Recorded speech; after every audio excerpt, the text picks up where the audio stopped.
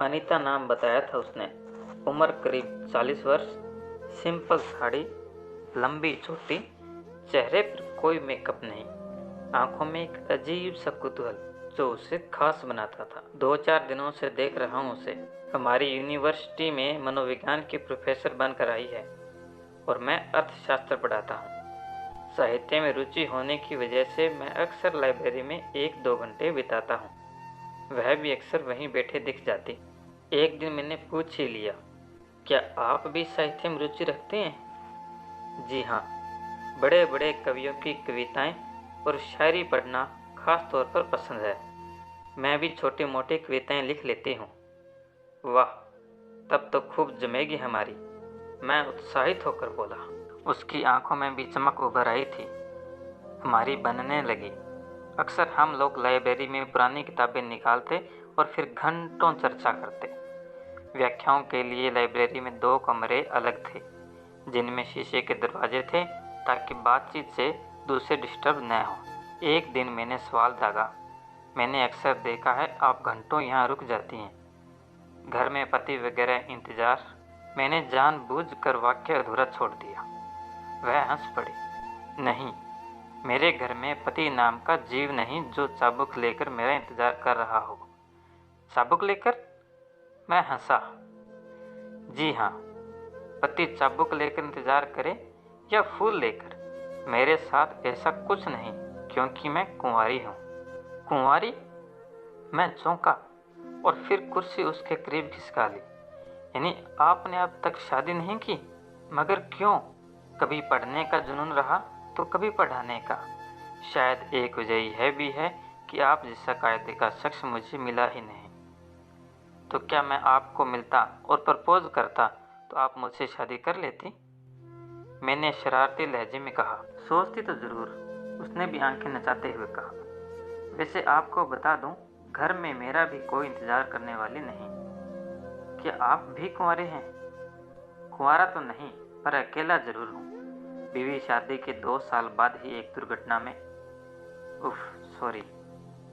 तो आपने दूसरी शादी क्यों नहीं की? कोई बच्चा है? हाँ, बेटा है, बेंगलुरु में पढ़ रहा है। अभी तक बीवी को नहीं भूल पाया हूँ। कहते हुए मैं उठ खड़ा हुआ। मेरी क्लास का समय हो रहा है, चलता हूँ, कहे मैं चला आया। उस पल अपने बीवी का ख्याल मुझे उद्वेलित कर गया था। मैं समय को संभाल नहीं पाया था, इसलिए चला आया। मेरी संवेदनशीलता को उसने भी महसूस किया था।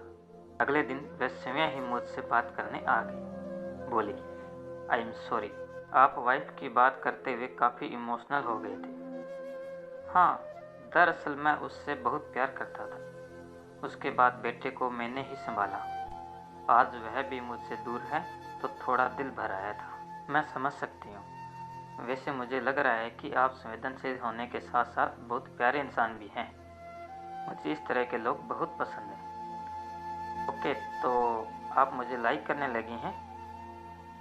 उसकी बात का रुख अपने फेवर में करने का प्रयास करते हुए मैं हंस पड़ा। वह कुछ बोली नहीं, बस नज़रों से स्वीकृति देती हुई मुस्कुरा दी। माहौल में रोमानियत सी छा गई। मैंने धीरे से उसका हाथ अपने हाथों में ले लिया और फिर दोनों बहुत देर तक बातें करते रहे। समान रुचि और एक जैसे हालात होने के साथ साथ एक दूसरे को पसंद करने की वजह से हम अब अक्सर खाली समय साथ ही बिताने लगे थे। मैं अक्सर उसके ख्यालों में गुम रहने लगा। न चाहते हुए भी लाइब्रेरी के चक्कर लगाता। 44 साल की उम्र में आशिकों जैसी अपनी हालत और हरकतें देखकर मुझे हंसी भी आती और मन में एक महका सा एहसास भी जगता। कई महीने इसी तरह बीत गए। वक्त के साथ हम एक दूसरे के काफ़ी करीब आ गए थे।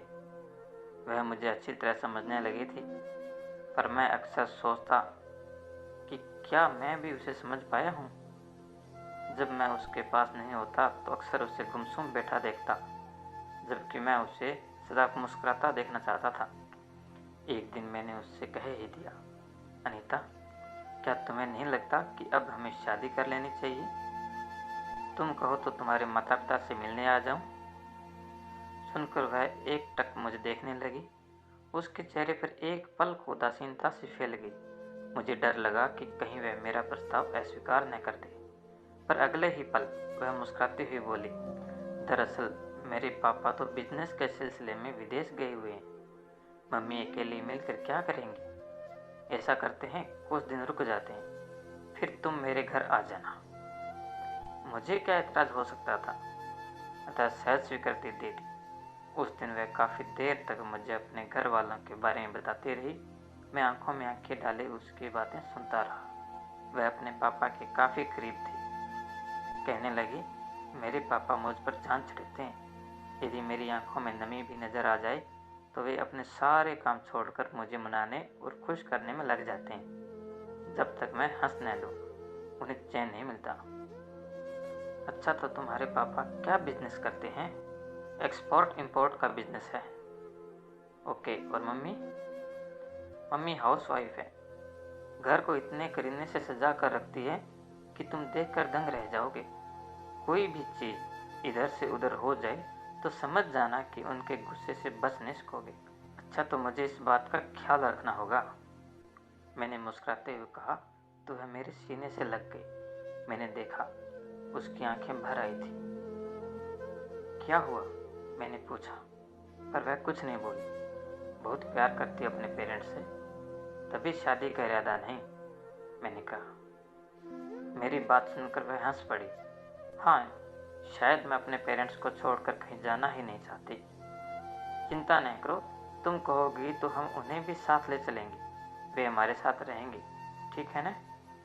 वह कुछ नहीं बोली, बस प्यार भरी नज़रों से मुझे देखती रही। मुझे लगा जैसे उसे मेरी बात पर यकीन नहीं हो रहा, पर मैंने भी अपने मन में दृढ़ फैसला कर लिया कि नीता के माता पिता को अपने साथ रखूंगा। आखिर उसके पेरेंट्स मेरे भी तो पेरेंट्स हुए ना। पेरेंट्स के अलावा अनीता अक्सर अपने भाई और भाभी का जिक्र भी करती थी। उसने एक दिन विस्तार से सारी बात बताई कि उसका एक ही भाई है जो उससे बेहद प्यार करता है, और भाभी का स्वभाव कुछ ठीक नहीं। भाभी ने शादी के बाद से भाई को अपने नियंत्रण में रखा हुआ है। चलो, आज मैं तुम्हारे घर वालों से मिल लेता हूँ। एक दिन फिर मैंने अनीता से कहा तो वह थोड़ी खामोश हो गई। फिर बोली, कुछ महीनों के लिए पापा के साथ मम्मी भी गई है। वैसे मैंने उनसे तुम्हारी सारी बातें शेयर की है। उन्हें इस शादी से कोई इतराज़ नहीं। मैंने उन्हें आपका फ़ोटो भी दिखाया है। ऐसा करते हैं नितिन, मैं तुम्हारे घर वालों से मिल लेती हूँ। मेरा बेटा भी फ़िलहाल घर पर नहीं है, मैंने कहा। यह तो बड़ी मुश्किल है, पर देखो, मियाँ बीवी राजी तो क्या करेगा काजी। मतलब तुम शादी की तारीख तय करो, तब तक मम्मी पापा भी आ जाएंगे। हाँ, यह ठीक रहेगा, मगर तुम एक बार फिर सोच लो। शादी के लिए पूरी तरह तैयार होने? बिल्कुल, मैं तन मन धन से आपकी बनने को तैयार हूँ, अनीता ने हंसते हुए कहा। तो मेरा दिल बलियां उछलने लगा। उस रात मैं बड़ी देर तक जागता रहा। अनीता ही मेरे ख्यालों में छाई रही। रह रहकर उसका चेहरा मेरी आंखों के सामने आ जाता।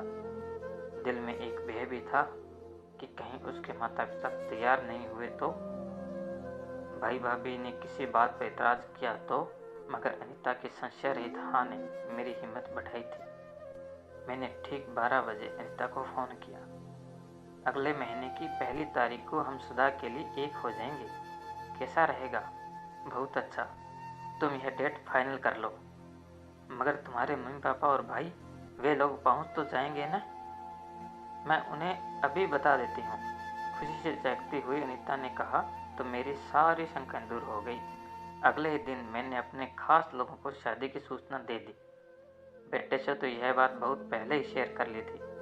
वह बहुत खुश था। हमने तय किया कि कोर्ट मैरिज करके रिश्तेदारों को पार्टी दे देंगे। धीरे धीरे समय गुजरता गया। शादी का दिन करीब आ गया। यूनिवर्सिटी में भी सबको इसकी सूचना मिल चुकी थी। हमारे रिश्ते से सब खुश थे।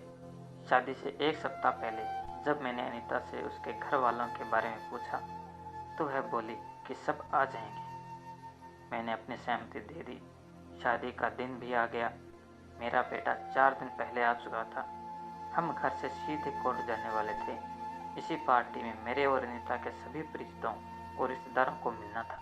वैसे मेरे बहुत ज़्यादा रिश्तेदार शहर में नहीं थे, और शहर से बाहर के रिश्तेदारों को मैंने बुलाया नहीं था।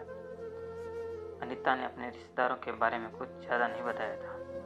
ठीक 11 बजे हमें कोर्ट पहुंचना था। मैं 10 बजे ही पहुंच गया। 11 बज गए पर अनीता नहीं आई। फ़ोन किया तो फ़ोन व्यस्त मिला। मैं बेचैनी से उसका इंतज़ार करने लगा। करीब 12 बजे अनीता अपने 2-3 महिला मित्रों के साथ आई। एक वृद्ध आंटी और उनका बेटा भी था। मैं अनीता को अलग ले जाकर उसके घर वालों के बारे में पूछने लगा। वह थोड़ी घबराई हुई सी थी। बोली, मम्मी पापा और भाई सब एक साथ आ रहे हैं। ट्रेन लेट हो गई है, अब वे टैक्सी करके आएंगे। चलो फिर हम उनका इंतज़ार कर लेते हैं। मैंने कहा तो वह खामोशी से बैठ गई। करीब 1 घंटा और गुजर गया।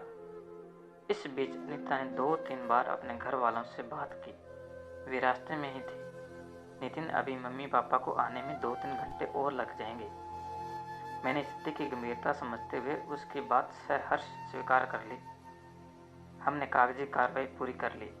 एक दूसरे को वरमाला पहनाकर पति पत्नी बन गए। पर मन में कसक रह गई कि अनीता के घर वाले नहीं पहुंच पाए। अनीता भी बेचैन सी थी। 2 घंटे बीत गए। मैंने अनीता की तरफ प्रश्नवाचक नज़रों से देखा तो वह फिर फ़ोन मिलाने लगी। अचानक मैंने देखा कि बात करते करते वह रोमांसी सी हो गई। मैं दौड़कर उसके पास गया। क्या हुआ अनीता, सब ठीक तो है न? नहीं, कुछ भी ठीक नहीं, वह प्रशांत स्वर में बोले। मेरे मम्मी पापा का एक्सीडेंट हो गया है। वे जिस टैक्सी से आ रहे थे वह किसी गाड़ी से टकरा गई। भाई है उनके पास, वह उन्हें अस्पताल ले गया है। मैं अस्पताल होकर आती हूँ। नहीं रुको, मैं भी चल रहा हूँ, मैंने कहा तो वह एकदम असहज होती हुई बोली। अरे नहीं नितिन, आप मेहमानों को संभालो, मैं अकेली चली जाऊंगी। सब कुछ अकेले हैंडल करने की आदत है मुझे। आदत है तो अच्छी बात है अनीता, पर अब मैं चलूँगा तुम्हारे साथ। मेहमानों को विजय देख लेगा। बेटा ज़रा गाड़ी निकालना, हम अभी आते हैं, मैंने कहा और बेटे को सारी जिम्मेदारी सौंप अनीता के साथ निकल पड़ा। रास्ते में अनीता बहुत गुमसुम और परेशान थी। मैं उसकी स्थिति समझ रहा था। अनीता, एक्सीडेंट नोएडा में हुआ है। अब बताओ कि उन्हें किस अस्पताल में दाखिल कराया गया है। हम नोएडा पहुंचने वाले हैं। गाड़ी चलाते हुए मैंने पूछा तो वह कुछ देर खामोश सी मुझे देखती रही, फिर धीरे से बोली, सिटी अस्पताल। मैंने तेजी से गाड़ी सिटी अस्पताल की तरफ मोड़ दी। अनीता, फ़ोन करके पूछो कि अब उनकी तबीयत कैसी है, चोट कहाँ कहाँ लगी है, कोई सीरियस बात तो नहीं। और हाँ, यह भी पूछो कि उन्हें किस वार्ड में रखा गया है। मेरी बात सुनकर भी वह खामोश रही। उसे परेशान देख मुझे भी बहुत दुख हो रहा था, अतः मैं भी खामोश हो गया। गाड़ी अस्पताल तक पहुंच गई तो मैंने फिर वही बात दोहराई, अनीता प्लीज़ अपने भाई से पूछो कि वे किस वार्ड में हैं। वह खामोश रही तो मैं घबरा गया। उसे झंझोड़ता हुआ बोला, अनीता तुम मेरी बात का जवाब क्यों नहीं दे रही? बताओ अनीता, क्या हुआ तुम्हें? तुम्हारे मम्मी पापा कहाँ हैं? अचानक अनीता फूट फूट कर रो पड़ी। कहीं नहीं है मेरे मम्मी पापा, कहीं नहीं है। मैं अकेली हूँ इस दुनिया में, बिल्कुल अकेली, कोई नहीं है मेरा। उसे रोता देख मैं घबरा गया। बोला, यह क्या कह रही हो तुम? मम्मी पापा ठीक हो जाएंगे, चिंता न करो अनीता, मैं चल रहा हूँ ना तुम्हारे साथ। तुम बस बताओ उन्हें किस वार्ड में रखा है। अनीता मेरी तरफ देखती रही, फिर भीगी पलकें पोंछती हुई बोली, मैंने तुमसे झूठ कहा था नितिन। मेरे मम्मी पापा बचपन में ही मर गए थे।